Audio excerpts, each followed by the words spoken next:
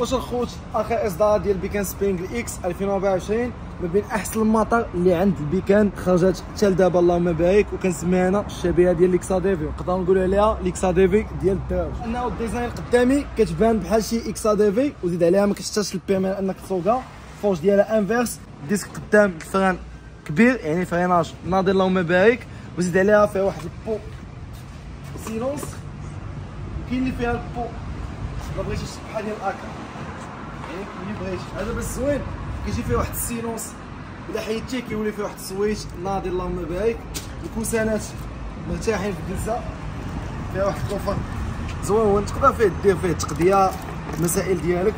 ريزيرفوار كيزير بعيطاو بكونسوماسيون ديال غير 2% يعني اقتصادي موطور اقتصادي ديال بصح. ليكليراج فول ليد الوايت ديالو مزيانين ما تيزلقوا ما والو في الشتا. الثمن ديالو حاليا 1,040,000 ريال، وهاي النيميرو ديالنا، اتصلوا بينا كنتواجدوا في مدينه رباط ومدينه جماعه، مرحبا بكم. عندنا لي كولور ديسبونيبل، فيه الكري فيه الكرينادو الكحلماط وزيد بارك، وماكينه نجمه كما كتشوفوا قانونيه 49.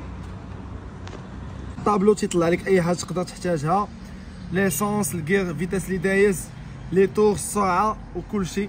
خوت اللي بغانا يكونتاكتينا ها هو النيميرو او سي انستغرام. تحياتي لكم السي باباي، كنتو تيست رايد الدراري قولوا لنا في لي كومونتير، ندير لكم ان شاء الله تيست رايد ديال السبرينغ. تحياتي لكم السي باباي.